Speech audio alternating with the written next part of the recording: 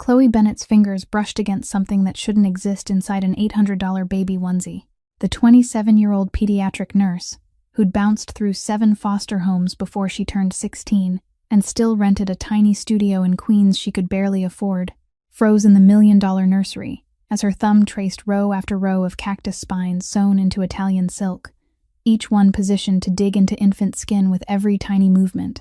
She flipped the fabric further and found sandpaper, actual sandpaper, glued where soft cotton should have cradled a baby's chest, back, and thighs. Her eyes moved to 4-month-old Mason Thorne lying in his crib, the sole heir to a criminal empire worth billions, and she started counting the red marks covering his 14-pound body. 53 wounds on a baby who couldn't even speak to tell anyone he was being tortured every single day by his own clothes. The woman who'd done this wasn't hiding in shadows. She was upstairs posting Instagram stories to her 4 million followers about the joys of motherhood, a stunning blonde who'd built her entire brand on being the perfect mom. But the real problem wasn't her. It was the man Chloe would have to face if she reported this. Killian Thorne, the most feared crime boss on the East Coast. A man who'd buried enemies for looking at him wrong, and this was his wife she'd be accusing. Chloe thought about her foster mother Maggie dying of cancer in a hospital bed, about the $180,000 in treatment she couldn't afford, about how staying silent meant keeping this job, and maybe saving the only person who'd ever loved her. Then she looked at Mason's exhausted eyes and saw herself at 6 years old, covered in cigarette burns, begging adults to believe her while they looked the other way. There was never really a choice, was there? If you're already holding your breath, smash that like button and subscribe because this is just the beginning. Share this story with someone who needs to hear that sometimes heroes come from the most broken places. What Chloe discovered next would bring a criminal empire to its knees and prove that courage isn't about being unafraid. It's about protecting the innocent, even when you're terrified.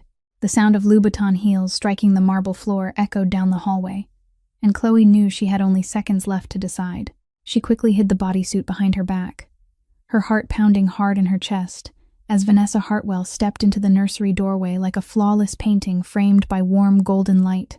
The 29-year-old woman looked as though she had stepped straight off the cover of Vogue.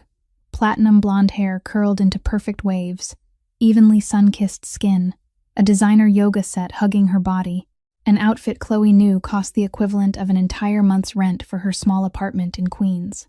Vanessa's gaze swept the room, from the crib where Mason lay wearing nothing but a diaper, to Chloe standing stiffly beside the changing table, her posture unnaturally rigid, and Vanessa's perfectly microbladed brows drew together. "Why isn't my son dressed yet?" Vanessa asked, her voice sweet but edged with steel, the tone of someone accustomed to being served and unwilling to tolerate delay. "Killian will be home in 20 minutes, and he wants to hold Mason. You were hired to care for my son, not to leave him lying there naked." Chloe drew in a slow breath, feeling as though she were standing on a cliff, about to jump. She brought the bodysuit out in front of her, turning it inside out to reveal hundreds of tiny cactus spines glittering beneath the crystal chandelier. "Because I found this, Mrs. Thorne." Chloe's voice trembled slightly, not from fear, but from the fury boiling in her chest. "Can you explain why your son's clothes have cactus spines and sandpaper sewn into the inside?" The air in the opulent chamber froze instantly. Chloe watched Vanessa's face the way a nurse watches a patient, noting every subtle change. Her pupils dilated for half a second. Real shock. Then her blue eyes flicked to the crib where Mason lay. Calculation. Her jaw tightened almost imperceptibly. Preparation. And finally, like a mask being carefully put on, the expression of a worried, confused mother appeared. So perfect Chloe might have believed it if she hadn't just witnessed the sequence before it. "What?" Vanessa exclaimed, her voice jumping higher, a hand flying to cover her mouth in a gesture of horror performed with practiced ease. "That's a bodysuit I bought last week at Bergdorf Goodman. It's Italian organic cotton, certified hypoallergenic. There's no way there could be." "There is," Chloe cut in, stepping toward Vanessa with the bodysuit held up. "Look at it. Touch it. Feel the spines. Feel the sandpaper." Vanessa didn't move, didn't reach out to touch the evidence. Her eyes traveled from the bodysuit to Chloe's face, and in that moment, Chloe saw the cold calculation happening behind the facade of panic. "This must be the dry cleaner's fault," Vanessa said, her voice settling back into control. "I send all of Mason's clothes to Madame Laurent's on Madison Avenue. They'll pay for this." I'll sue them into ruin for hurting my son. Dry cleaners don't sew spines into clothing, Mrs. Thorne, Chloe replied, her voice steady now, because she'd seen the truth in Vanessa's eyes, had seen the monster beneath the perfect mask. These spines were sewn in by hand. The stitches are uneven. The thread doesn't match the original fabric. The sandpaper was glued in with specialty fabric adhesive. Someone deliberately altered this bodysuit after it was purchased. Vanessa stepped closer, the space between them shrinking, and when she spoke, her voice dropped into a whisper that was sickeningly sweet. Listen to me, little nurse. You've been here 12 days. You don't know anything about this family, about my marriage, about what's really happening in this house. Do you know who my husband is? Do you know what happens to people who interfere in the affairs of the Thorne family? Chloe didn't step back. She thought of the cigarette burns on her own arm when she was 5 or 6. Thought of the adults who had turned away when she begged them to believe her. She wouldn't turn away from Mason. I know who he is, Chloe said, meeting Vanessa's cold blue eyes. And I know he loves Mason. If he sees the 53 injuries on his son's body, if he learns why Mason cries every time he holds him. Chloe let the sentence hang in the air, and for the first time, she saw something like fear flicker across Vanessa's eyes. The sound of an engine rolled in from the garage. Not the noise of an ordinary car, but the deep, unmistakable growl of a Rolls-Royce Phantom. And Chloe saw Vanessa straighten instantly, like a snake sensing the footsteps of a hunter. In the few brief seconds before the nursery door opened, Chloe watched Vanessa rapidly adjust her expression, erasing the cold menace and replacing it with the gentle smile of a wife waiting for her husband to come home. The transformation was so smooth it was unsettling, as if Vanessa had practiced this moment thousands of times in front of a mirror. Heavy footsteps echoed on the marble staircase, each step measured and deliberate, like a countdown to something inevitable. Then he appeared in the doorway, and Chloe understood at once why the entire city of New York trembled at the name Killian Thorne. He stood 6'3", broad-shouldered, dark hair threaded with a few strands of silver at the temples that lent him the commanding presence of a 36-year-old man who'd lived through more than most ever would. A faint scar ran along his left jaw, the remnant of a failed assassination 5 years earlier that Chloe had heard whispered about, and his ice-cold blue-gray eyes swept the room, registering everything in an instant. A perfectly tailored charcoal Tom Ford suit, a Patek Philippe gleaming at his wrist. Everything about him radiated power and danger. This was the man who controlled 60% of New York's underground operations. The man rumored to have buried enemies for nothing more than looking at him the wrong way, and Chloe was about to accuse his wife of abusing his son. "Why isn't my son dressed?" Killian asked, his voice low and lethal, his gaze moving from Mason lying in the crib, in nothing but a diaper, to Vanessa, then to Chloe. Behind him, another man entered, tall, with close-cropped military hair and eyes that constantly scanned the room as if assessing threats. Chloe guessed this was Ronan Steele, Killian's right-hand man, the one the household staff whispered about with reverence. "Darling," Vanessa began, her voice honeyed as she stepped toward her husband with a radiant smile. "There's been a small misunderstanding. This new nurse is Mr. Thorne," Chloe cut in, her voice shaking, not with fear but with resolve. She knew this might be the last decision of her life. But when she thought of the 53 injuries on Mason's tiny body, she had no other choice. "You need to see this." She stepped forward, holding out the bodysuit turned inside out toward Killian. Vanessa reached out to stop her, but one cold look from Killian froze her in place. He took the bodysuit from Chloe, his brows drawing together as he saw the tiny spines glittering under the light. His finger brushed one of them and he pulled his hand back sharply as the point pierced his skin. A small drop of blood welled on his fingertip, and in that moment Chloe saw something change in those blue-gray eyes. The ice melted, replaced by fire.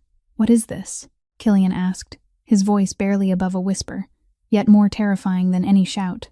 He turned the bodysuit over, his fingers tracing the rows of spines sewn in with care, touching the patches of sandpaper glued where they would rub against a baby's chest, back, and thighs with every movement. "Killian, darling, I can explain," Vanessa started, her voice higher now, faster, the perfect composure from earlier slipping away. "This is definitely the fault of—" Killian lifted one hand, and Vanessa fell silent as if he'd cut off her air. He didn't look at his wife. His eyes stayed fixed on the bodysuit, on the tiny spines designed to pierce his son's delicate skin day after day. Then he looked up, his gaze moving slowly to the crib where Mason lay, his small body marked with red patches that Killian now understood weren't allergies or sensitive skin. "Ronan," Killian said, his voice slicing through the silence like a blade. "Lock down the entire estate. No one leaves. No one enters." "Killian, you can't." Vanessa gasped, real fear finally breaking through her flawless face. "Silence," Killian said, just 2 words, but enough to make Vanessa step back as if struck. He turned to Chloe, and she felt as though she were being scanned, evaluated, dissected. "You," he said. "Explain. Everything." Chloe drew a deep breath and began to explain everything from the beginning. From the way she'd noticed the abnormal pattern of injuries on Mason's body, the distribution unlike any dermatological condition she'd seen in 7 years as a pediatric nurse, to the moment she decided to examine his clothes and discovered hell sewn inside Italian silk. Killian listened in silence, his face unreadable, but the hand gripping the bodysuit tightened until his knuckles turned white. When Chloe finished, he didn't speak. He simply set the bodysuit down on the changing table and walked toward the crib. Chloe saw Vanessa tense, her eyes tracking her husband's every movement like prey watching a predator. Killian stood beside the crib for a long moment, looking down at his son lying there in nothing but a diaper, the red marks stark against milky white skin. Then he bent down and gently slid his hands beneath Mason, lifting him with a tenderness that looked almost reverent, as if he were holding the most precious thing in the world. And then something miraculous happened. Mason didn't cry. The 4-month-old baby who, according to Vanessa, always screamed whenever his father touched him, now lay quietly in Killian's arms, blue-gray eyes identical to his father's gazing up with curiosity and calm. There was no wailing, no struggling, just a baby finally being held by his father, without hundreds of tiny spines piercing his skin. Chloe saw Killian freeze, his eyes widening as he stared down at his son, as if seeing him for the first time. "He isn't crying," Killian whispered, his voice unsteady. 4 months.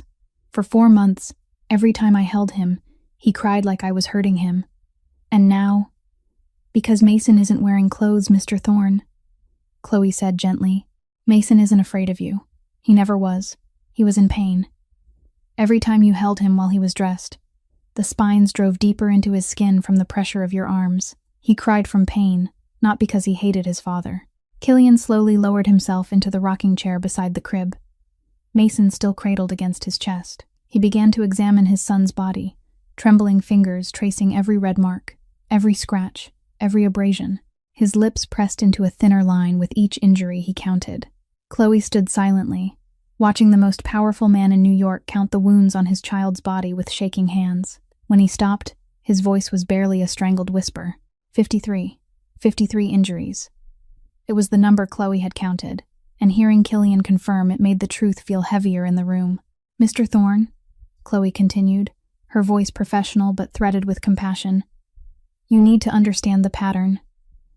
Mason only cried when he was dressed. Mason only cried when you held him, because you held him after he'd already been dressed. But when Mrs. Thorne held Mason," Chloe paused, glancing at Vanessa standing motionless in the corner, her face drained of all color. "When Mrs. Thorne held Mason, he didn't cry because she undressed him first. He was calm with his mother because she was the only one who didn't hurt him." The silence stretched endlessly. Chloe could hear her own heartbeat, Vanessa's shallow breathing, the soft whisper of wind through the nursery window. Then Killian lifted his head, and Chloe saw something in his eyes that had changed forever. Understanding, realization, and beneath it all, a fury simmering, restrained by iron will but still palpable, like heat radiating from a furnace. "Everything was designed," Killian said slowly, each word falling like ice, "to make me believe my son hated me, to make me think I was a terrible father, to make me feel guilty for working too much, to make me dependent on her because she was the only one who could soothe him. All of it was designed." He turned to look at Vanessa, and Chloe watched the flawlessly beautiful woman take a step back under her husband's gaze, as though she were standing face to face with death itself. "Ronan," Killian called, his voice so calm it was terrifying, the kind of calm that lives at the center of a storm before everything is torn apart. "Take Mrs. Thorne to the security room in the East Wing. Make sure she can't contact anyone." Ronan nodded without the slightest hesitation, as if detaining his boss's wife were the most ordinary task in the world. He moved toward Vanessa with the steady gait of a man accustomed to carrying out orders without question. "Killian, you can't do this," Vanessa screamed, her voice losing all control for the first time, shrill and panicked. "I'm your wife. I'm Mason's mother. You're going to believe a nurse who's been here 12 days over your own wife? She's trying to destroy our family." Killian didn't look at her. His eyes remained fixed on Mason's face, peaceful in his arms. The baby's tiny hand curled around his finger as if, for the first time, Mason felt safe with his father. "Ronan," Killian said, just one word, and Ronan took hold of Vanessa's arm and began leading her out of the room. She struggled, her gel nails scraping Ronan's skin, but the large man didn't flinch. "You'll regret this," Vanessa screamed as she was dragged through the doorway. "You have no idea who you're dealing with. You think you're powerful? You're nothing. That bitch nurse will pay for this, and so will you." Vanessa's screams echoed down the hallway, growing fainter and fainter until only a heavy silence settled over the sumptuous suite. Chloe stood frozen beside the changing table, unsure what to do next. She just accused the wife of a Mafia kingpin, watched that woman be taken away, and now she was alone in the room with the most dangerous man on the East Coast. Every instinct in her body screamed that she should run, disappear before Killian Thorne decided she was a threat that needed to be handled. But her feet didn't move. Killian remained seated in the rocking chair, Mason asleep in his arms, the baby's small face peaceful for the first time since Chloe had come to work here. A long time passed before Killian spoke, his voice low and weary, completely unlike the cold menace from earlier. "Why didn't you stay silent?" Chloe blinked, not expecting that to be his first question. "You know who I am. You know what could happen if you were wrong. You could have kept quiet, kept your job, kept your life. Why did you choose to speak?" Chloe looked down at Mason sleeping, at the red marks still visible on his milky skin, and she thought of the dark room in her first foster home, of the smell of cigarettes and whiskey, of her own crying that no one ever heard. "Because when I was 6, no one believed me," Chloe said, her voice barely more than a whisper, yet it echoed through the silent room. "I had cigarette burns on my arms and no one even looked. I begged adults to believe me and they turned away. I won't do that to Mason. I won't turn away when a child is hurting." Killian studied her for so long that Chloe felt stripped bare, as if he could read every invisible scar she'd carried for the past 21 years. Then he nodded slowly, a small gesture that held an understanding she never expected from a man like him. "Your foster mother, Maggie," Killian said, making Chloe flinch at hearing the name. "She's at Mount Sinai, stage 3 cancer. You need $180,000 for treatment." Chloe didn't ask how he knew. A man who controlled 60% of New York's underworld would have investigated anyone who entered his home. "I'll take care of it," Killian said simply. "The treatment costs, the best doctors, a private room, all of it." "Mr. Thorne, I can't," Chloe began. "This isn't repayment," Killian cut her off. "It's a deposit. I need you to stay and take care of Mason, at least until I know who else in this house was working for Vanessa, who I can trust. You've proven you're willing to risk your life for my son. In my world, loyalty like that is rarer than diamonds." Chloe looked at Mason sleeping, at the wounds on his small body, then back at the man waiting for her answer. She knew that if she agreed, she'd be stepping into Killian Thorne's world, a world she wouldn't be able to walk away from. But when she thought of Maggie lying in a hospital bed, when she thought of Mason needing someone to protect him, Chloe realized she didn't have a choice. "I'll stay." 1 hour after Chloe agreed to stay, she stood beside Killian and Ronan in front of the door to Mason's walk-in closet, a separate room, nearly 40 square meters in size, dedicated solely to the wardrobe of a 4-month-old baby. When the door opened, Chloe couldn't stop the sharp intake of breath. Hundreds of outfits hung and lay perfectly organized by color and brand, from Gucci Baby to Burberry Kids, from Dior Infant to Armani Jr., each piece priced at or above what she once earned in an entire month, working at a public hospital. Killian didn't waste time. He ordered Ronan to bring everything out, and the 3 of them began the meticulous work of inspecting each item, turning every shirt, every pair of pants, every sock inside out. Chloe showed Killian and Ronan how to spot the tiny spines nearly invisible to the naked eye, how to feel for unnatural roughness in the fabric, how to recognize hand-stitched alterations that didn't match industrial seams.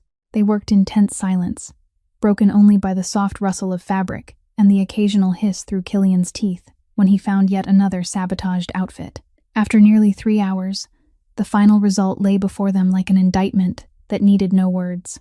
Of Mason's 89 outfits, 23 had been altered into instruments of torture. Chloe watched Killian stare at the two piles of clothing, one clean and one holding hell itself, and she saw his jaw tighten as if it might shatter.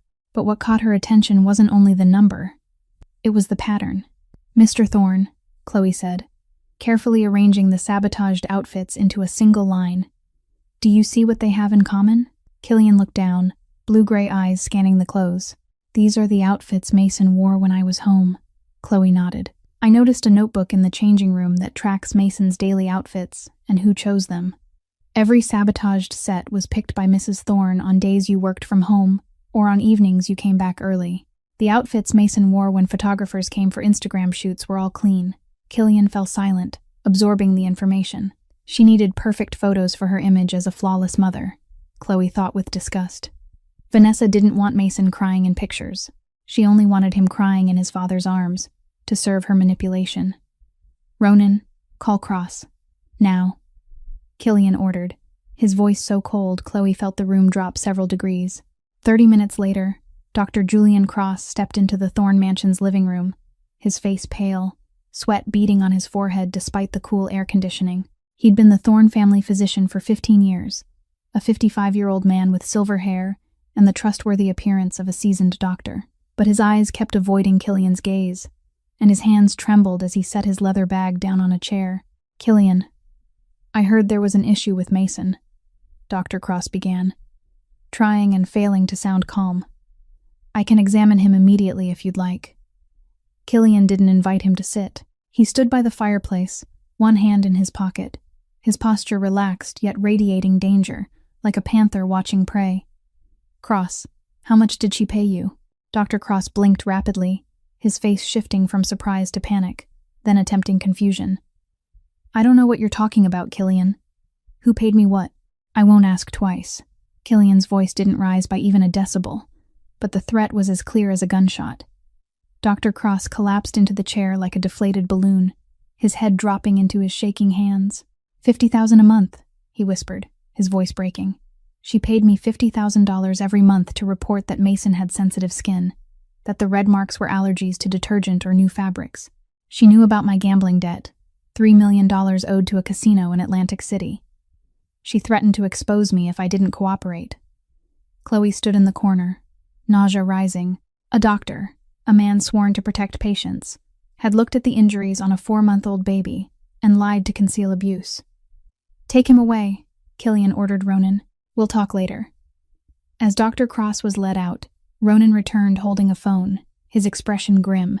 "Boss," it cracked Mrs. Thorne's phone. "There are encrypted messages with a number she's been using regularly for 3 years.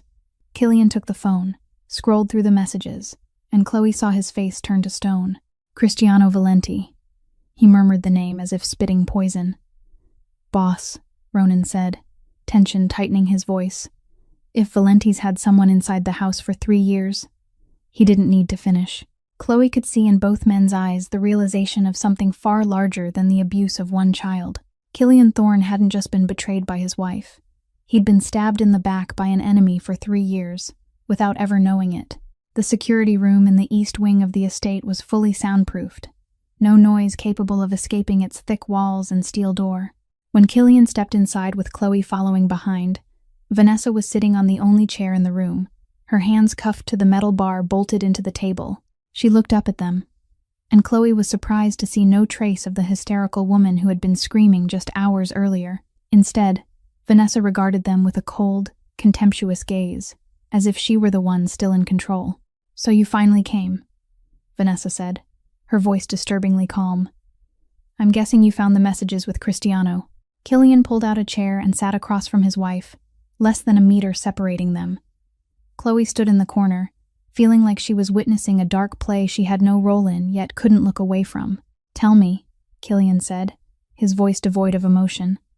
"From the beginning." Vanessa tilted her head, a faint smile touching her perfectly filled lips. "Which version do you want? The misunderstood loving wife? Or the truth?" "The truth." "Fine."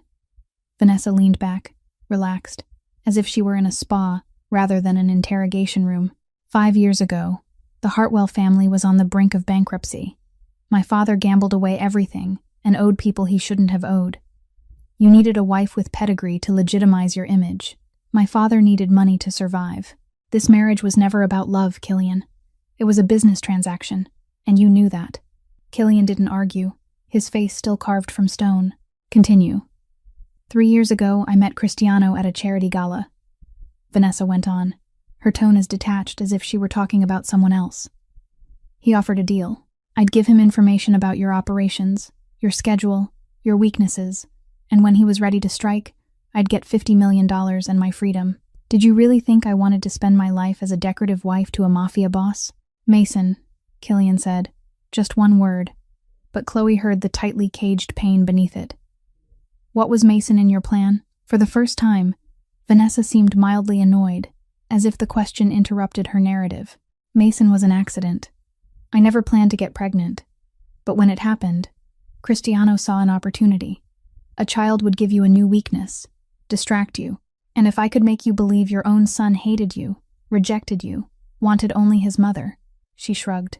A man who believes the entire world has turned against him, even his own son, is far easier to defeat. Chloe felt sick listening to Vanessa speak about torturing her child with the indifference of a business strategy.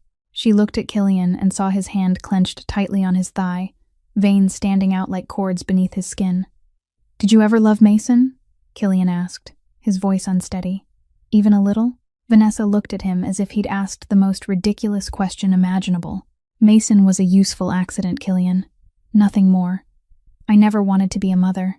The Instagram photos, the loving captions, that was just marketing. 4 million followers bring in hundreds of thousands a year in sponsorships. Mason was a high-return prop, that's all.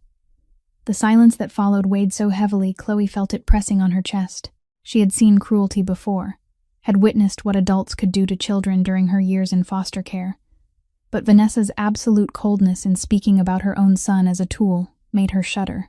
Killian stood, his face expressionless, his eyes like deep pits of ice. Ronan, call Preston Hayes here tomorrow morning. I want divorce papers and a petition for sole custody. She'll never see Mason again.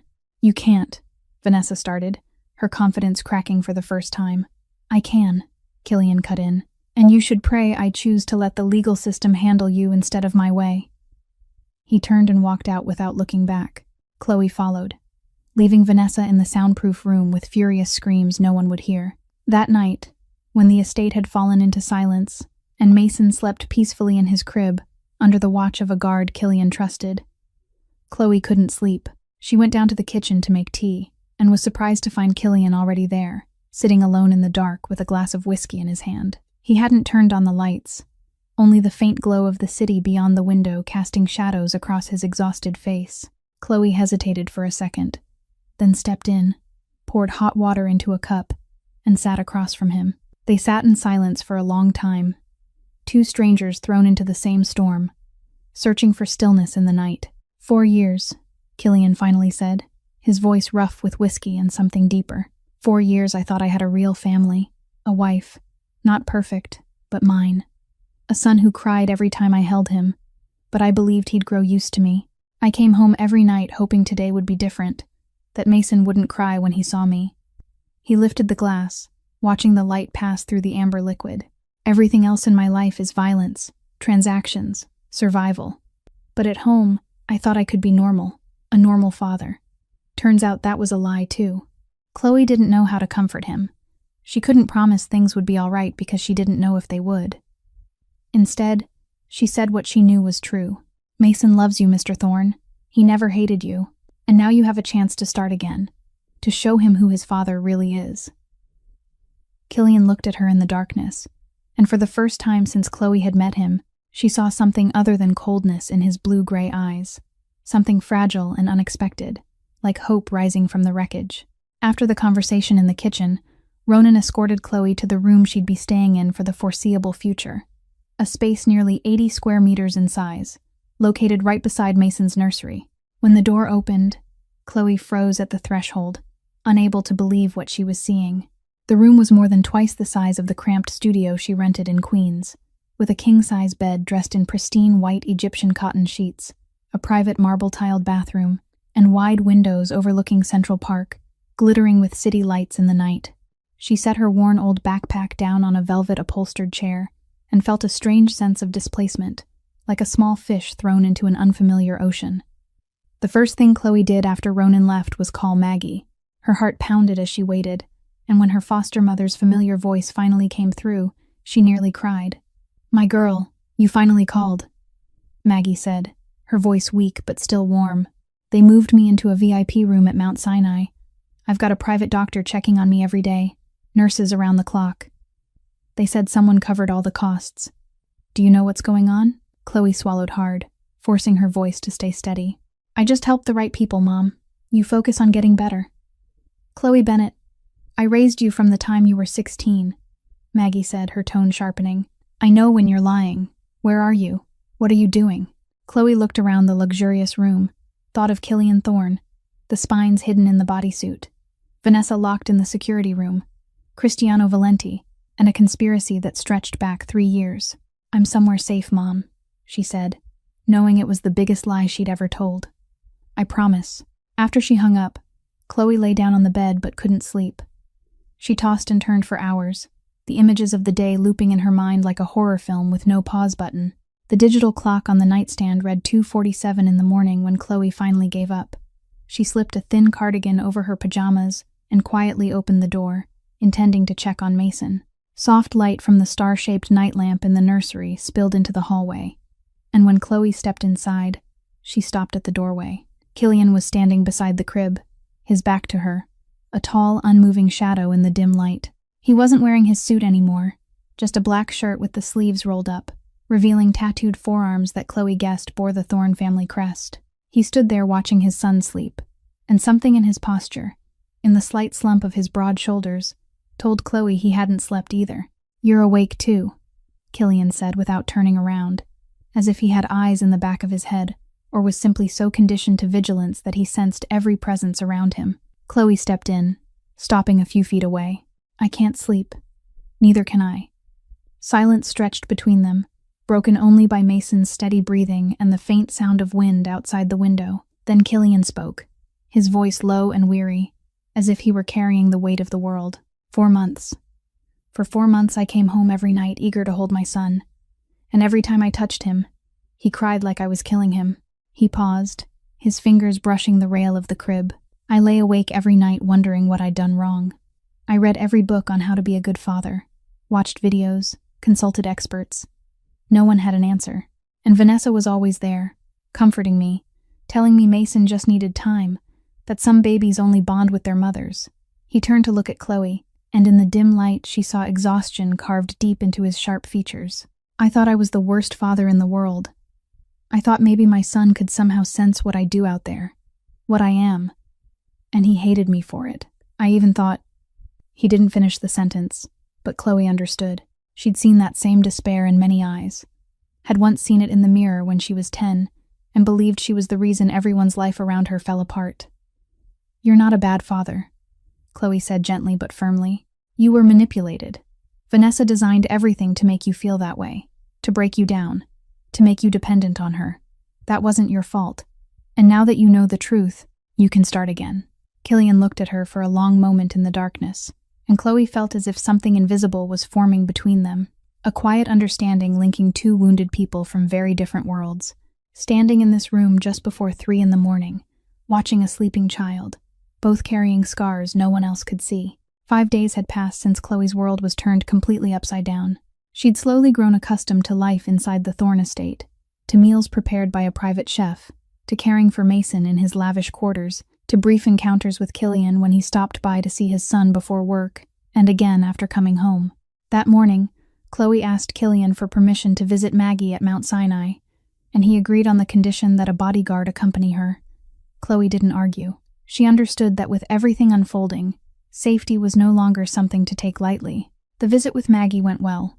Her foster mother looked healthier after days of treatment by top doctors and nurses, and though there were still questions in Maggie's eyes about the source of this mysterious help, she didn't press Chloe for answers. On the way back, as the Thorne estate's black SUV drove through a quiet street in Midtown, everything changed in an instant. A black Escalade blocked their path. 2 more boxed them in from either side, and before Chloe could process what was happening, The bodyguard in the front seat was dragged out and knocked unconscious within seconds. The door beside Chloe was yanked open, and a man in an expensive gray suit leaned in with a polite smile, as if inviting her out for coffee. "Miss Bennett, apologies for the inconvenience. I'm Cristiano Valenti, and I believe we need to talk." Chloe looked at the man standing before her and felt the blood in her veins turn cold. Cristiano Valenti didn't look like the Mafia boss she'd imagined. He was 42, with perfectly slicked back silver hair, a handsome face, and the friendly smile of a successful businessman you'd expect on the cover of Forbes. But his eyes told a different story, cold and emotionless like a snake's, the kind that saw people as chess pieces to be sacrificed when necessary. "Miss Bennett," Valenti said, his voice smooth as velvet, "I hear you managed to ruin a 3-year plan of mine in a single afternoon. Impressive. Truly impressive." Chloe said nothing. Her heart was racing, but she forced her face to remain calm. Valenti tilted his head, studying her like a scientist examining an intriguing specimen. "I have a proposal. You'll become my eyes and ears inside the Thorn House. You'll tell me everything. Killian's schedule, security details, weaknesses. In return, your foster mother at Mount Sinai will continue receiving the best care available. Maggie's treatment is being paid for by Killian," Chloe said, her voice steadier than she expected. "Killian's money?" Valenti chuckled softly. "And what do you think happens to Maggie if Killian is no longer around? Or if you're no longer in that house to care for Mason?" He stepped closer, and Chloe caught the scent of expensive cologne, mixed with something dark and dangerous beneath it. "Hospitals are very risky places, Miss Bennett. Accidents happen. Medication errors. Equipment failures. Careless nurses. It would be tragic if an elderly woman fighting cancer were to suffer such an accident, wouldn't it?" Chloe felt as if her heart were being crushed in a fist. Maggie, the only person who'd ever loved her unconditionally, the woman who'd saved her from the hell of the foster care system, was now being used as leverage to force her to betray Killian. "You have 1 week to think it over," Valenti said, stepping back with a courteous smile. "I'll be in touch. And Miss Bennett, don't even consider telling Killian about this meeting. I have people everywhere, including inside his house. I'll know." He shut the car door. The Escalades vanished as quickly as they'd appeared, leaving Chloe alone in the SUV, her bodyguard unconscious outside, her entire body trembling. During the drive back to the Thorn estate, Chloe thought she could do what Valenti demanded, try to walk a line between two sides, protect Maggie by betraying Killian. She could stay silent and hope everything somehow worked out. But when she thought of Mason, of those blue-gray eyes so like his father's looking at her with trust, of Killian standing in the darkness at 3 a.m, watching his son sleep with the pain of a father robbed of 4 months of happiness, Chloe knew she couldn't do it. She remembered what Maggie had told her when she was 17, that when life traps you in situations with no right answers, you choose the path you can live with. Not the easiest one, but the right one. Chloe took a deep breath as the car stopped at the gates of the Thorn estate. She would tell Killian the truth, all of it, and she would accept whatever consequences followed, because she was used to standing alone, but she'd never learned how to live with betraying the people who trusted her. That night, Chloe went to find Killian in his study, a spacious room lined with walnut-paneled walls and bookshelves that stretched all the way to the ceiling. He was seated behind a massive oak desk, surrounded by documents and glowing computer screens, yet his eyes weren't focused on any of it, staring instead into empty space. When Chloe knocked and stepped inside, Killian looked up with instinctive wariness, but his expression softened when he saw it was her. "I need to tell you something," Chloe said, her voice trembling slightly despite having steeled herself all afternoon, "and you might be very angry." Killian gestured to the chair across from him, and Chloe sat down, then told him everything. From the moment the Escalade blocked the road, to Valenti appearing with his businessman's smile and snake-cold eyes, to the threat against Maggie and the offer to turn her into a spy, she hid nothing, including Valenti's claim that he had people inside the Thorn estate. When Chloe finished, the silence stretched so long she could hear the wall clock ticking. Killian stared at her without blinking, and Chloe couldn't read what was happening behind those blue-gray eyes. "Why didn't you become a double agent?" Killian finally asked, his voice emotionless. "You could have pretended to agree with Valenti, fed him harmless information, protected Maggie, and stayed here, safe on both sides. Because you deserve the truth," Chloe answered without hesitation. Just like Mason deserves to be safe. I can't tell you I'm willing to risk my life for your son and then turn around and betray you the moment someone threatens me. Trust doesn't work that way. At least it doesn't for me. Killian leaned forward, his hands clasped together on the desk, his gaze cutting through her as if searching for something beneath her words. Do you realize this decision could get you killed? Valenti isn't a man who accepts rejection. I know, Chloe said, but I also know that living while having to look at myself in the mirror every day and see a traitor isn't living. I've lost a lot in my life, but I've never lost myself. I'm not starting now. A moment passed. Then something unexpected happened. The corner of Killian's mouth lifted slightly. Not quite a smile, but something close to admiration. He stood, walked around the desk, and stopped in front of Chloe. Maggie will be transferred to my medical facility in upstate New York tomorrow. Private doctors. Security 24/7. No one will get near her without my permission. Valenti wants to play games by threatening the innocent. He'll learn that was a mistake. Chloe looked up at him, feeling as though a massive weight had been lifted from her chest. Mr. Thorne, I don't know what to say. Killian? He corrected gently, in a tone she'd never heard from him before. And you don't need to say anything. He studied her for a long moment, and in the warm golden light of the study, Chloe saw something change in his eyes. Something softer, more human. You know, for years, everyone who's come to me has wanted something. Money, power, protection, connections. No one comes without an agenda. But you? He paused, as if searching for the right words. You're the only person in years who wanted nothing from me. You just did what was right, even when it could have killed you. Chloe didn't know how to respond, and maybe she didn't need to. In the stillness of that night, between two strangers who were slowly becoming something else, something had been established. Not a contract or a transaction, but something far rarer and more valuable in Killian Thorne's dark world: trust. 19 days had passed since that fateful afternoon when Chloe turned the bodysuit inside out and discovered hell sewn into Italian silk. 19 days of quiet yet profound changes inside the Thorne estate. Maggie had been transferred to the upstate medical facility exactly as Killian promised, surrounded by the best doctors and security so tight not even a fly could enter unnoticed. Vanessa remained confined in the security room awaiting legal proceedings, and attorney Preston Hayes had finalized the divorce papers along with the petition for sole custody. But the greatest change of all was Mason.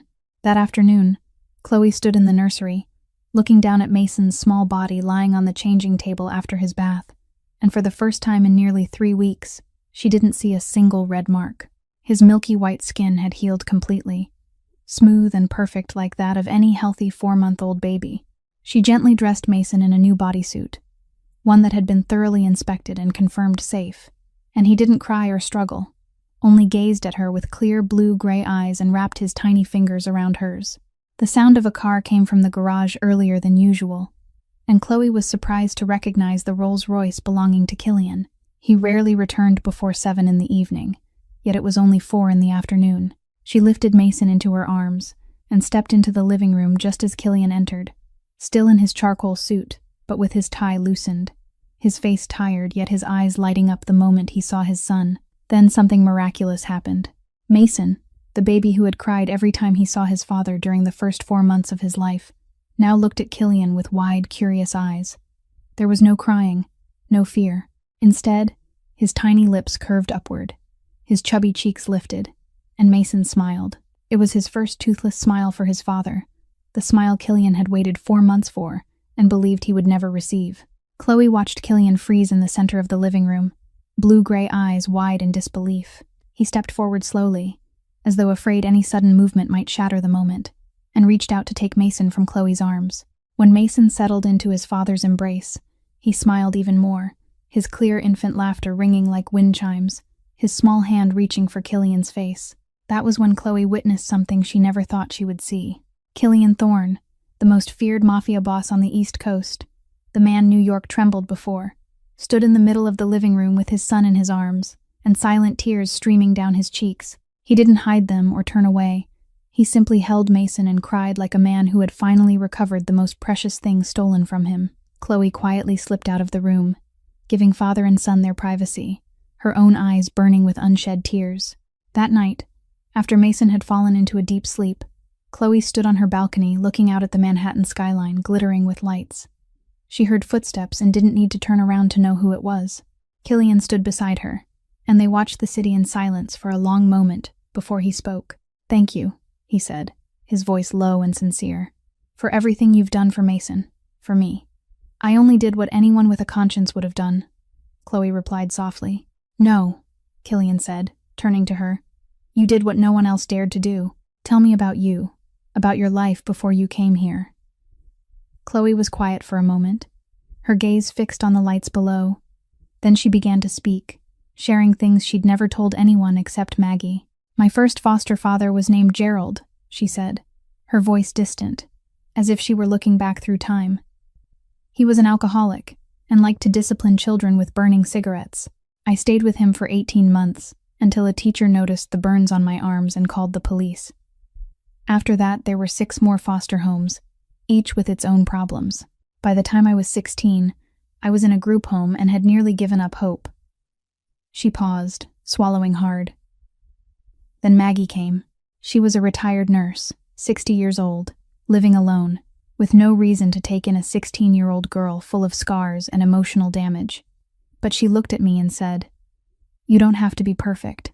You just have to be yourself." That was the first time anyone had ever said that to me. When Chloe turned, she saw Killian watching her with an expression she couldn't decipher, deep and complex. He slowly raised his hand and touched her cheek, his fingers warm against skin chilled by the night air.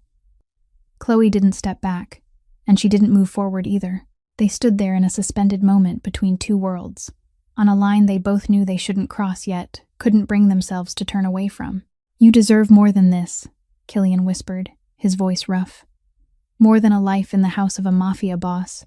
More than the danger and darkness surrounding me." "Maybe," Chloe whispered back, "but this is where I choose to stay." Killian withdrew his hand and stepped back, re-establishing a safe distance. Yet something between them had changed forever. An invisible thread had been tied, one that couldn't be severed. 26 days after Chloe discovered the spines hidden inside Mason's bodysuit, 3 weeks after Killian Thorne's world collapsed and was rebuilt from the ashes, hell arrived at 2:17 in the morning. Chloe was deep in a dreamless sleep when the alarm sirens tore through the night, the piercing sound echoing through the estate like the scream of a wounded beast. She jolted upright in bed, her heart racing, and before she could gather herself, her door was thrown open. Killian stood there, no suit or tie, only a black shirt and a gun in his hand, his face drawn tight as a wire under the flashing red lights of the security system. "Valenti," he said, just one word. But it was enough for Chloe to understand everything. 20 gunmen are breaching the property. Take Mason and get to the panic room now. Ronan will lead you." Chloe didn't waste a second on questions. She rushed into the nursery next door, where Mason was crying, startled awake by the alarms. She lifted him, clutching him to her chest, feeling his small body trembling against hers. "Shh, it's okay, she whispered, even though she knew it was a lie, even though nothing was okay. Ronan appeared in the nursery doorway, his tactical precision and years of training seemingly having no effect on his speed, his weapon steady in his grip, his eyes sweeping every angle. "Follow me now." They ran down the long corridors, the flashing red lights creating a surreal, nightmarish haze. Gunfire erupted from the lower floors, bursts of shots cracking through the air, mixed with screams and the shattering of glass. Chloe held Mason tighter, shielding his head with her hand as she ran. She ran like she never had before, staying close to Ronan's back through twisting passageways she never knew existed in the estate. They were almost at the panic room when everything fell apart. 3 gunmen appeared at the end of the corridor, and Ronan reacted instantly, shoving Chloe into a wall alcove and opening fire. Chloe curled into herself in the corner, Mason screaming in her arms, and all she could do was squeeze her eyes shut and pray as deafening gunshots exploded around them. Then she heard a groan of pain, and her heart seemed to stop. "Ronan," she screamed when she saw the big man slump against the wall, blood soaking through his shoulder. But Ronan wasn't down yet. He dropped the last gunman, then turned to Chloe, his face pale from blood loss. "Go on. The panic room door is at the end of the hall. The code is Mason's birthday. I'll cover you." "But you," Chloe started. "Go," Ronan roared, and she had no time left to hesitate.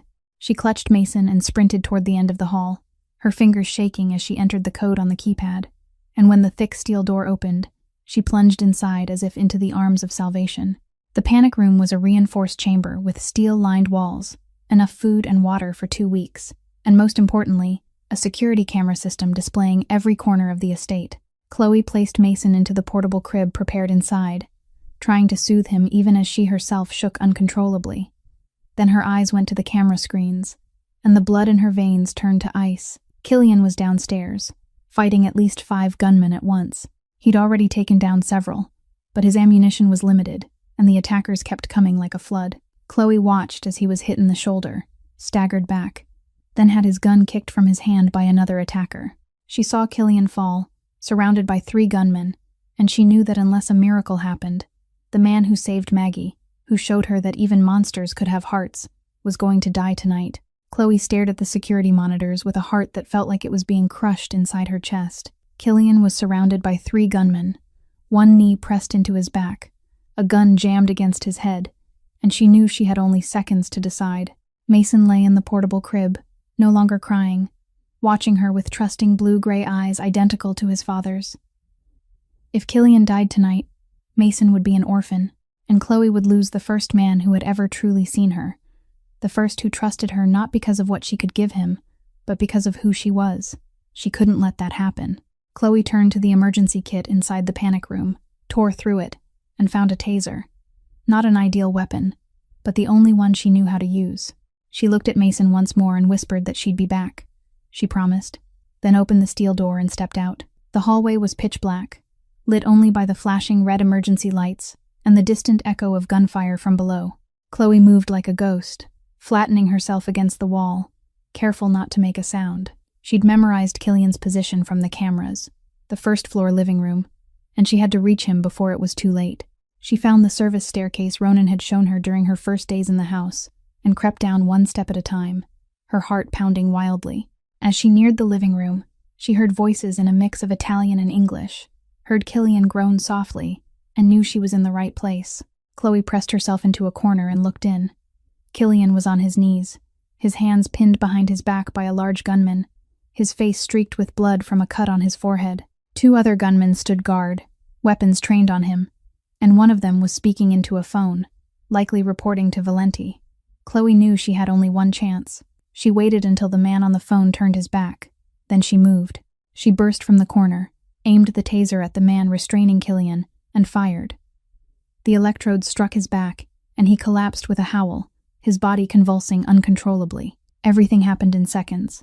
Killian, freed from the tasered attacker, moved instantly with the instinct of a man who'd survived countless battles. He snatched the fallen gun and shot the second man before he could react. The third fired, and Chloe heard Killian grunt as the bullet tore into his shoulder. But it didn't stop him from returning fire. The third man fell, and the living room dropped into sudden silence, broken only by Killian's labored breathing and the groans of the man on the floor.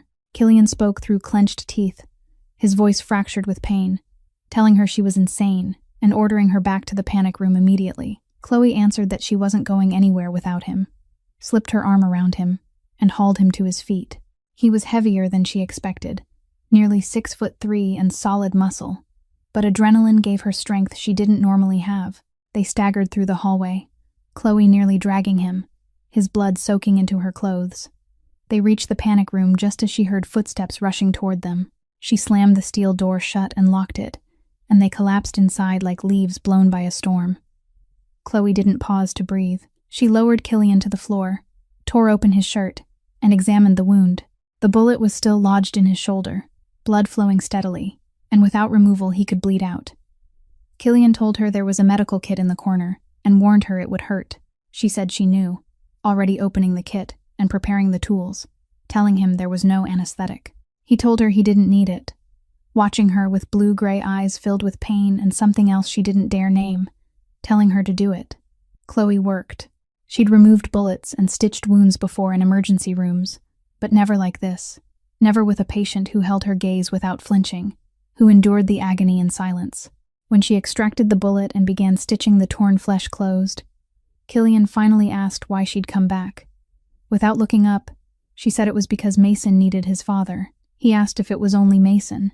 Chloe paused for a heartbeat, then continued stitching, telling him he knew it wasn't only Mason. Silence stretched between them, broken only by Mason's soft noises from the crib and the sound of the needle passing through skin. When she finished and bandaged the wound, the noise outside suddenly shifted. Gunfire flared again, but this time it sounded farther away. Then a familiar voice crackled through the radio in the emergency kit. Ronan's voice, weak but alive, saying reinforcements had arrived. Valenti was retreating. The estate was secure. Chloe exhaled as if releasing a crushing weight. And when she looked at Killian, she saw him watching her with an expression she knew she'd never forget. The look of a man who had finally found something he'd stopped believing he deserved. 33 days had passed since Chloe turned the bodysuit inside out and exposed the hell sewn into Italian silk, 1 week after Valenti's attack, and the Thorne estate was slowly returning to normal, or at least normal by the standards of a Mafia family. Killian had recovered with astonishing speed, the wound in his shoulder still bandaged but no longer enough to keep him from work. That morning he summoned Chloe to his study and told her he was going to deal with Valenti once and for all, that she and Mason would have additional security while he was gone, that everything would end tonight. Chloe didn't ask what deal with meant. There were things she didn't need to know and didn't want to know. She simply nodded and told him to be careful. And when Killian looked at her with an unusually gentle expression before leaving, her heart tightened with worry. That afternoon, while Chloe was feeding Mason in the nursery, she heard an unfamiliar sound from the hallway. She listened closely, and her pulse quickened when she recognized the rhythm, not the heavy steps of the guards or the soft tread of Mrs. Walsh, but the sharp click of high heels, a sound so familiar it made her blood turn cold. The nursery door opened, and Vanessa stood there, no longer the flawless, polished woman Chloe had first met. Her platinum blonde hair was tangled, her makeup smeared, her clothes wrinkled as if she'd worn them for days. But what made Chloe leap to her feet wasn't Vanessa's appearance. It was the gun in her hand, aimed straight at her.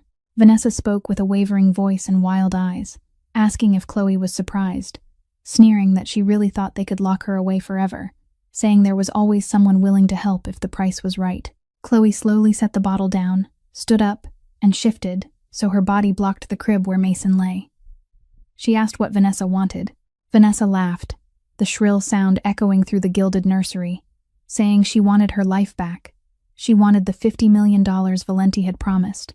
She wanted out of the hell she'd endured for 5 years as a decorative wife to a gangster, and Chloe had ruined everything with her habit of sticking her nose where it didn't belong. Chloe didn't step back, even though the gun was less than 6 feet away. She said she'd saved Vanessa's son from being tortured every day, and if that was interference, she'd do it 1,000 times over. Vanessa stepped forward, eyes red and unhinged, saying Mason had never been her son, that he was a mistake, a burden, a tool, and if she couldn't get what she wanted from him, then no one would. She aimed the gun toward the crib behind Chloe. Chloe stood straight, arms spread wide in front of Mason's crib like a living shield, telling Vanessa she'd have to shoot through her first. Vanessa snarled, asking if Chloe thought she wouldn't, asking what she had left to lose. Chloe said she thought Vanessa was a coward, her voice steady despite her heart pounding like a war drum, saying Vanessa only dared to hurt those who couldn't fight back, a 4-month-old baby who couldn't scream for help, a husband who trusted her and couldn't see the betrayal. But now, standing before someone who could look her in the eye and speak the truth, she was afraid that she didn't have the courage to pull the trigger, that she didn't have the courage to do anything without someone else shielding her. Vanessa's face twisted with rage, her grip tightening on the gun, and Chloe saw her finger begin to squeeze the trigger. Chloe closed her eyes, ready for the bullet, ready to die protecting the child behind her. But the gun never fired. Instead, there was the crash of shattering glass and Vanessa's scream of pain. Chloe opened her eyes and saw Vanessa collapsed on the floor, blood streaming from a wound on her head, the gun skidding across the room. Standing behind her was Mrs. Walsh, the 60-year-old housekeeper who had worked at the Thorne estate for 20 years. Holding the remains of a Waterford crystal vase she'd just smashed over Vanessa's head. Mrs. Walsh said she'd worked in that house for 20 years, that she'd watched Mason grow from his first day, and she wouldn't let anyone hurt that boy, not even his own mother. Chloe stood there, her legs shaking, and for the first time since Vanessa had entered the room, she allowed herself to breathe. Killian returned to the estate less than an hour after Mrs. Walsh had taken Vanessa down, and the look on his face when he saw the scene in the nursery was something Chloe knew she would never forget.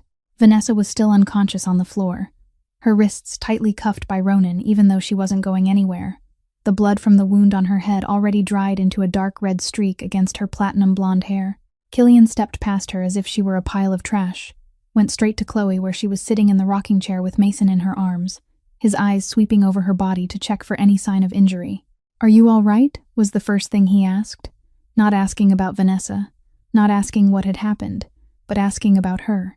Chloe nodded, not trusting her voice if she opened her mouth. Killian knelt in front of her, one hand gently touching Mason's head as the baby slept, unaware of the storm that had just passed, the other resting on Chloe's knee as if he needed to confirm that she was really there, really safe.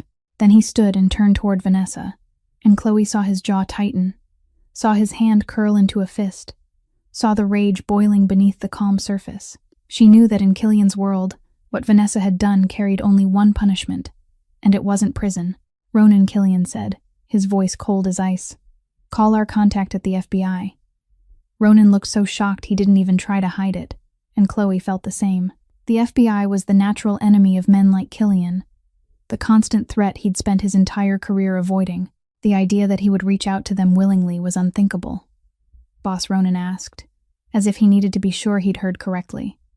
"Call them," Killian repeated. "Tell them I have evidence of child abuse, conspiracy with Cristiano Valenti, and enough information to open a RICO case. Tell them I'm willing to cooperate if they want Valenti served on a silver platter." 2 months later, Chloe sat in the living room of the Thorne estate, watching the news coverage of the trial's conclusion.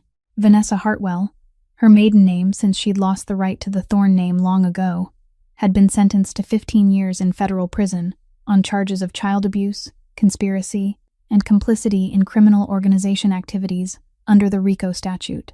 No possibility of parole for the first 12 years. All parental rights permanently terminated. The image of Vanessa being led out of the courthouse in handcuffs, the face that once graced magazine covers now pale and aged by a decade, was one Chloe knew would haunt her for a while. Not out of pity, but because it reminded her of the cost of cruelty. Killian walked into the living room and sat beside her, his eyes also fixed on the television where reporters were talking about the fall of a multi-million follower influencer. "You've wondered why I didn't kill her?" Killian said. Not a question, but a statement. Chloe nodded. She had wondered that for 2 months. "Because of you," Killian turned to her, and in his eyes was something soft she'd begun to recognize. "You showed me there was another way. That violence isn't always the only answer." And more importantly, he paused, looking toward the nursery where Mason was napping. Mason shouldn't grow up with a father who killed his mother, even if that mother was a monster. This way, he'll grow up knowing his mother is paying for what she did, but his father isn't an executioner. Chloe looked at the man sitting beside her, the most feared mafia boss on the East Coast, who had chosen justice over revenge, and she realized she was seeing a version of Killian Thorne that perhaps no one else ever had. 6 months had passed since the day Vanessa was sentenced. 6 months of changes Chloe never imagined she would live to see. Maggie had been declared cancer-free, her latest tests all coming back clean, and she'd moved into the guest house on the Thorne estate at Killian's invitation, an offer Maggie had initially refused because she didn't want to be a burden, before finally accepting when Killian said Mason needed a grandmother. Chloe had stayed on to care for Mason, but her role had long since shifted, no longer just a nurse or a nanny, but something no one bothered to name because everyone could see it. And Killian had been courting her for 6 months, in a way she never expected a mafia boss to court anyone. Not with lavish gifts or grand promises, but with small, deliberate acts that carried real weight. He came home early every evening to have dinner with her and Mason. He asked her opinion on every decision involving his son. He remembered she liked Earl Grey tea and made sure there was always a fresh box in the kitchen. He looked at her as if she were the most valuable thing in a house filled with million-dollar paintings and priceless antiques. But every time Killian moved closer, Chloe took a step back. Not because she didn't feel anything for him, but because she was afraid. Afraid she didn't deserve something good.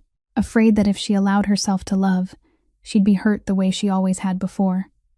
Afraid that she, a child passed through 7 foster homes, simply wasn't made to be loved. Tonight, Chloe stood on the balcony overlooking Manhattan as she had so many times before, the city lights shimmering below like an ocean of stars. She heard the familiar footsteps and didn't need to turn around to know Killian was behind her. He stood beside her in silence for a long moment, And when he finally spoke, his voice was low and weary, as if he'd been carrying a weight for too long. "I'm not a good man, Chloe," he said, his gaze fixed on the distance. "I've done things you'd never forgive if you knew the details. My hands aren't clean, and they probably never will be. I can't promise you a normal, safe, simple life the way other men can." Chloe turned to look at him, at the sharp lines of his face, the faint scar along his jaw, the blue-gray eyes holding a vulnerability he showed only to her, at the man who had saved Maggie, protected Mason, and waited for her for 6 months without complaint. "I know," she said, and her voice didn't shake the way she thought it would. "I know who you are, Killian. I know your world, and I'm still here." Killian turned to her, and in the warm light spilling from the living room, Chloe saw something in his eyes finally break, the last wall falling, and he looked at her without hiding anything. "You deserve better than me," he whispered. "Maybe," Chloe replied, and for the first time, she stepped forward instead of back. "But I don't want better. I want you." Killian lifted his hand, touching her face the way he had months ago on this same balcony, but this time neither of them pulled away. His fingers traced the curve of her cheek, her jaw, and when he leaned down, Chloe closed her eyes. Their first kiss wasn't a blaze of fire but the lighting of a candle, slow and gentle, filled with care and restraint. Killian's lips were warm against hers, one hand cradling the back of her neck, the other around her waist as if she were something precious that could break. And Chloe, for the first time in her 27 years, allowed herself to be loved. She didn't step back, didn't search for reasons to run, didn't tell herself she wasn't worthy. She simply stood there, in the arms of the man the world feared but who held her like a treasure. And she let the tears fall down her cheeks because at last, she had found home. 4 years after that first kiss on the balcony, the Thorne estate was filled with laughter and bright balloons on Mason's 5th birthday. He ran across the garden with children from his kindergarten, dark hair bouncing and blue-gray eyes sparkling with joy, with no trace left on his body or his spirit of the wounds from years ago. Child psychologists had confirmed that Mason carried no lasting effects from the abuse he suffered when he was too young to remember, and he grew up healthy, happy, and deeply loved. Chloe stood on the porch watching her son play, one hand resting on her 6-month pregnant belly, round and full, the other holding a glass of lemonade Maggie had just made for her. A platinum wedding band set with a blue sapphire glittered on her ring finger whenever the sunlight caught it. The ring Killian had slipped onto her hand during their small, intimate wedding with only family and a few trusted people 2 years earlier. She had chosen sapphire instead of diamond because she never cared for extravagance, and Killian had laughed and said she was the only woman he knew who would turn down a diamond. "Mommy, Mommy, look at me," Mason shouted as he ran toward her, holding a superhero balloon, his chubby face glowing. Chloe bent down to catch him, as much as her belly allowed, and kissed his forehead. Hearing Mommy still made her heart tighten every time, even after hearing it thousands of times over the past 3 years since Mason began to speak and naturally chose that name for her. She had never asked, never suggested it. Mason had chosen it himself, and it was the most precious gift she had ever received. Grandma Maggie, come play with me," Mason said, tugging at Maggie's hand as she sat beneath the oak tree in a wicker chair, a 75-year-old woman with white silver hair and a gentle smile. Maggie rose, slower than before, but strong, cancer now a distant memory, her doctors having declared her fully healthy at her most recent checkup. She lived in the guest house on the estate, close enough to see Mason every day and private enough to have her own space, and she often said these later years were the happiest of her life. Killian stepped out from the house into the garden with a smile only his family ever saw. He had changed greatly over the past 4 years, not only as a man but in his empire as well. 60% of the Thorne empire now operated entirely above board, high-end real estate in Manhattan and Brooklyn, a fast-growing tech company in Silicon Alley, a chain of luxury restaurants along the East Coast. He had told Chloe that in 10 years their daughter wouldn't inherit dirty money, and she believed him. Chloe still worked part-time in pediatrics at Mount Sinai, not for money but because she couldn't abandon the work that shaped her. She had refused every suggestion to stay home and simply be Mrs. Thorne, and Killian never pressured her. He understood that Chloe needed to be herself, to feel valuable not because she was his wife or Mason's mother, but because of what she did for other children who needed her.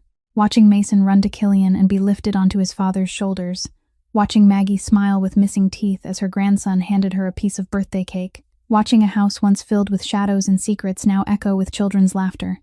Chloe placed her hand on her belly where her daughter kicked softly, and she knew this was the life she never dared to dream of, but had always deserved.